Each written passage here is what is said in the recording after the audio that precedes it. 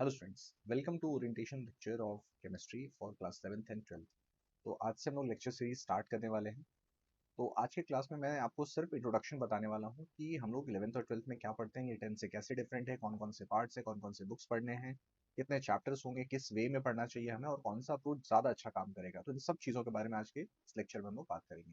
तो ये ओरिएंटेशन रहेगा और इसमें आप सब कुछ समझ जाओगे कि आगे आपको कैसे प्रोसीड करना और किस वे में अप्रोच करना सबसे सही रहेगा। तो आइए स्टार्ट करते हैं। क्लास 10 तक कैसा था कि हमारे पास एक बुक थी एनसीईआरटी की, उसमें पीसीबी ये तीनों ही अवेलेबल थे। अब सब्जेक्ट्स अलग हो गए हैं, उनकी बुक्स अलग हो गई है, तो सिर्फ केमिस्ट्री की दो बुक्स क्लास 11th में और दो बुक्स क्लास 12th में एनसीईआरटी की बुक। रेफरेंस बुक्स फिर आप लोगे तो वो दो पार्ट्स में या एक पार्ट में भी अवेलेबल हो सकता है, बट एनसीईआरटी की टोटल 4 बुक है। दो क्लास 11th में है, दो क्लास 12th में है।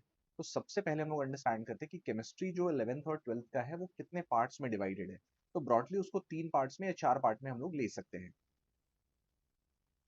केमिस्ट्री को जो हम लोग पढ़ेंगे यहाँ पे 11th और 12th में, मेजर 3 पोर्शंस हैं। That is first one is physical chemistry, ये पहला पोर्शन हो गया।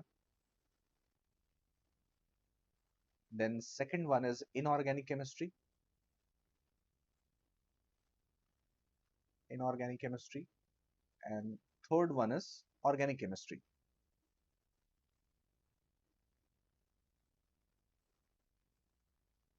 Organic chemistry.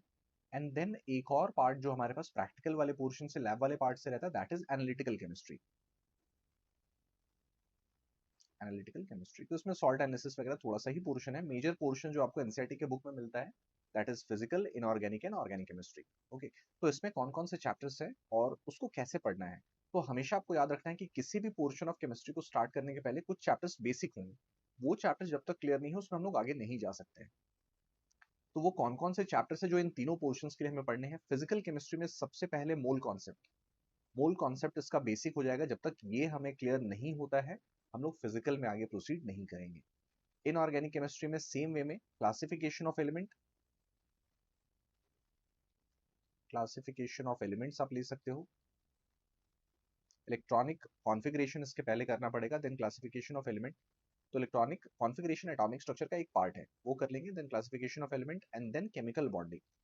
तो ये दो पार्ट्स करने के बाद इनऑर्गेनिक में बाकी जो properties, trends, reactions block chemistry में आता है वो आप आराम से कर सकते हो। तो बेसिक्स में ये दो चैप्टर्स रहेंगे जो करने होंगे हमें। ऑर्गेनिक केमिस्ट्री का बेस क्रिएट करेगा general organic chemistry, general organic chemistry. तो बार बार आप ये सुनते होंगे बेस स्ट्रांग रखना है, बेस सही रहना चाहिए, तब जाकर के आपका एग्जाम क्लियर होगा, तब जाकर के आपका एंट्रेंस क्लियर होगा। तो बेस क्या है, बेस कैसे क्लियर होगा। तो ये चैप्टर्स हैं जो आपके बेस को स्ट्रांग बनाते हैं। फिजिकल का बेस हो गया मोल कॉन्सेप्ट, इनऑर्गेनिक का बेस हो गया बॉन्डिंग, क्लासिफिकेशन, क्लासिफिकेशन जो प्रॉपर्टीज हैं वो like ionization enthalpy, electron gain enthalpy, electronegativity, ये चीजें होनी चाहिए।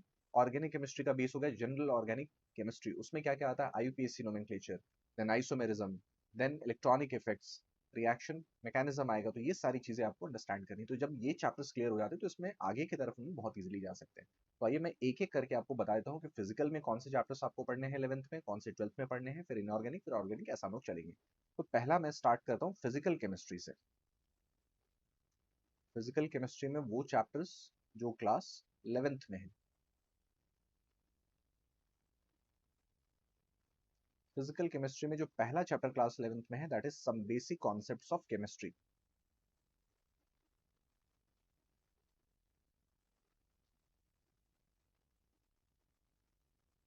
Second chapter is atomic structure या स्ट्रक्चर ऑफ एटम भी बोलते हैं इसको। Third chapter is thermodynamics.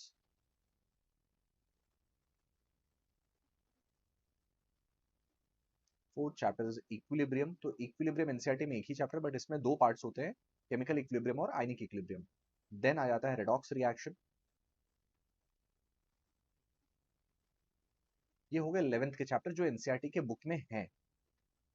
Then कुछ ऐसे चैप्टर्स है जो अब एनसीईआरटी के बुक में नहीं है बट वो जे एडवांस के लिए आपको पढ़ने हैं। कौन कौन से वो चैप्टर्स हो जाएंगे, इसमें आ जाएगा गैसियस स्टेट, जो यहाँ नहीं है बट आपको वो पढ़ना है। देन 12th वाले पोर्शन में जो चैप्टर्स पहले एनसीईआरटी के बुक में है उनको देख लेते हैं। First one is solutions, second is electrochemistry and third one is chemical kinetics. Chemical kinetics. ये 3 चैप्टर क्लास 12 में हो गए। तो ये एनसीईआरटी के बुक में है एट प्रेजेंट, जो एनसीईआरटी है उसमें ये चैप्टर्स है। जो नहीं है बट एडवांस के लिए पढ़ने पड़ेंगे हमें, वो कौन से चैप्टर हैं? तो वो यहाँ पे हो जाएगा surface chemistry and solid state. Surface chemistry and solid state. NCERT में जो भी चैप्टर्स हैं वो आपको जेई मेन के लिए भी पढ़ने हैं, और नीट कोई दे रहा है तो नीट के लिए भी पढ़ना है, बट एडवांस में कुछ एक्स्ट्रा चैप्टर्स है जो मैंने यहाँ पर स्टेट किए। तो फिजिकल केमिस्ट्री ये हो गई। फिजिकल केमिस्ट्री के बाद नेक्स्ट आए थे हम लोग इनऑर्गेनिक केमिस्ट्री पे। Inorganic chemistry. इनऑर्गेनिक केमिस्ट्री में 11th में जो फर्स्ट चैप्टर हमें मिलेगा that is classification of elements. Periodic classification of elements, जिसमें मॉडर्न पीरियोडिक टेबल के बारे में हम लोग स्टडी करते हैं। ये पहला चैप्टर हो गया। Then second one is chemical bonding. Chemical bonding and third P block element, group 13 and 14। Group 13 and 14। तो ये जो है ये हमारे पास एनसीईआरटी के बुक में पहले दोनों चैप्टर से। तीसरा चैप्टर एनसीईआरटी के बुक में नहीं है बट ये मेन और नीट के एग्जाम में पढ़ना है। रिड्यूस पोर्शन है बट पढ़ना है। और दो ऐसे चैप्टर्स है जो बुक में नहीं है बट स्टिल आपको पढ़ने हैं। तो वो हो जाएंगे यहाँ पे हाइड्रोजन और एस ब्लॉक, ये एडवांस के लिए।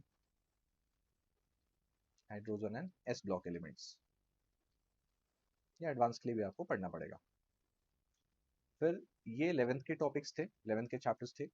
12th में जब आते हैं तो 12th में हमें क्या पढ़ना है? 12th में पहला चैप्टर इसमें हो जाता है D and F block element.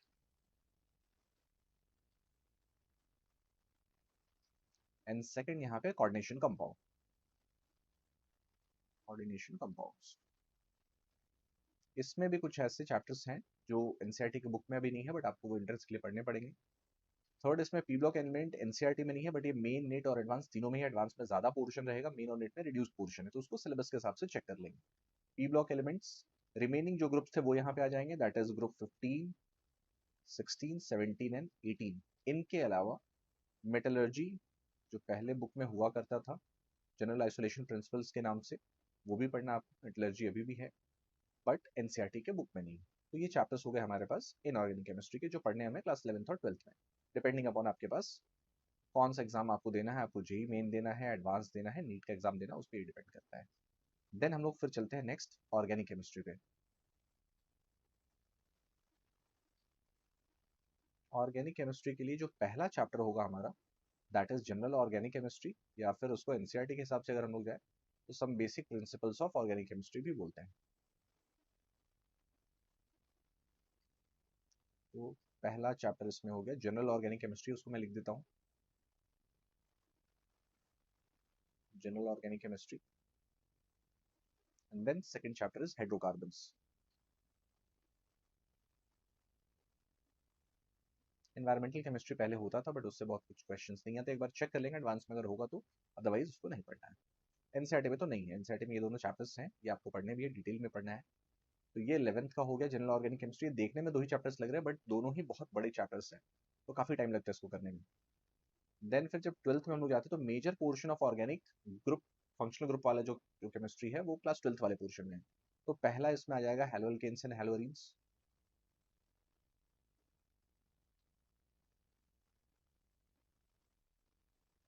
Then second one will be alcohol, phenol and ether. Alcohol, phenol and ether. Then next one, third will be aldehyde, ketone and carboxylic acid and carboxylic acid. Fourth one is amines. Fifth one is biomolecules. इनके अलावा जो extra में है, NCERT book में present नहीं है at present, वो हो गए polymers and then chemistry in everyday life.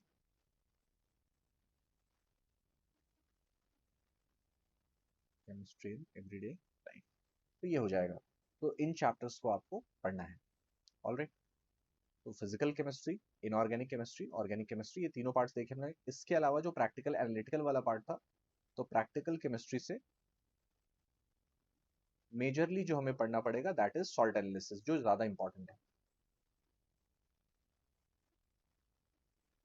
Salt analysis ये पढ़ना होगा। तो कौन कौन से चैप्टर से कितने चैप्टर से वो देख लिए हम लोगों ने, एक आइडिया इसका मिल गया। अब कौन सी बुक को पढ़ना है, तो बुक सबसे पहली जो बुक पढ़नी है केमिस्ट्री के लिए, चाहे आप जेई का एग्जाम दे रहे हो, नेट का एग्जाम दे रहे हो, first book is NCERT. NCERT text book, NCERT के ऑफिशियल वेबसाइट पे भी ये फ्रीली अवेलेबल है, आप उसको भी यूज कर सकते हो अगर आपको चाहिए तो, या फिर आप बुक बाय भी कर सकते हो, कोई दिक्कत नहीं है। देन क्वेश्चंस के लिए एनसीईआरटी का ही एग्जाम्पलर अवेलेबल है, एनसीईआरटी एग्जाम्पलर, ये यूज करना है।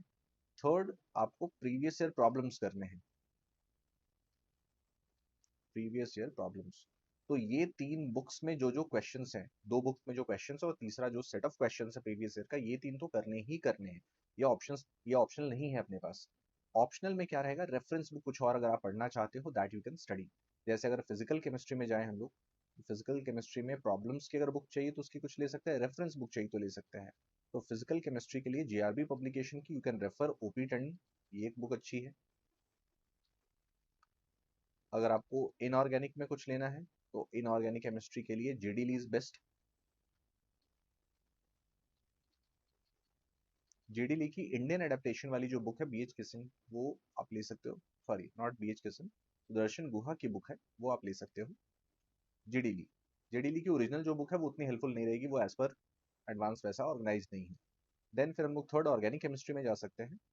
ऑर्गेनिक केमिस्ट्री में आई एडवाइस आप पॉला ब्रूस यूज कर सकते हो, अगर अच्छी बुक्स में यूज करना है तो पॉला ब्रूस आप यूज कर सकते हैं। इनके अलावा सिंगेज पब्लिकेशन की भी बुक है, जो फिजिकल इनऑर्गेनिक ऑर्गेनिक तीनों के लिए आती है, आप ये यूज कर सकते हैं। प्रॉब्लम्स के लिए, प्रॉब्लम्स के लिए फिजिकल में अगर हम लोग जाएं तो फिजिकल केमिस्ट्री में you can use N Awasthi, अच्छी बुक है।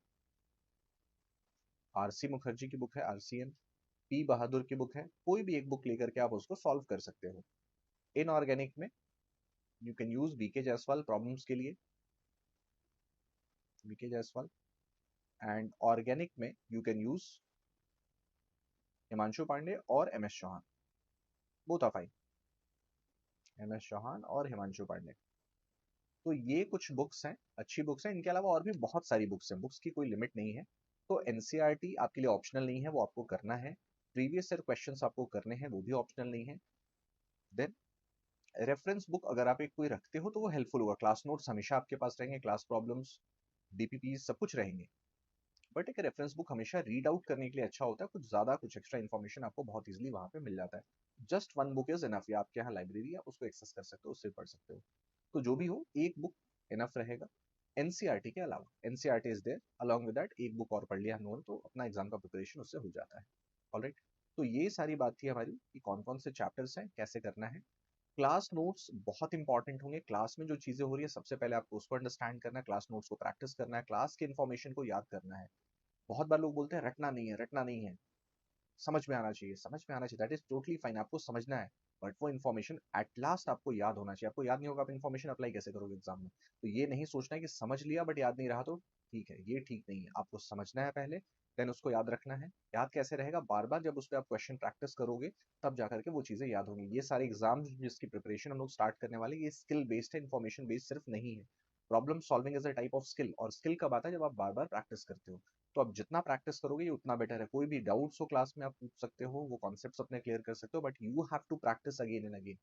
ओके, तो आज मैंने आपको एक ब्रीफ इंट्रोडक्शन दे दिया है सारे चैप्टर्स का, कौन से बुक आप पढ़ सकते हो। अपकमिंग क्लासेस में धीरे धीरे मैं आपको और भी ट्रिक्स एक्सप्लेन करता रहूंगा कि कैसे पढ़ना सही रहेगा, कैसे नोट्स बनाएं, देन माइंड मैप्स वो कैसे बना सकते हैं, रिएक्शन चार्ट कैसे क्रिएट कर सकते हैं। तो वो सारी चीजें हम लोग अपकमिंग क्लास में स्लोली स्टडी करेंगे।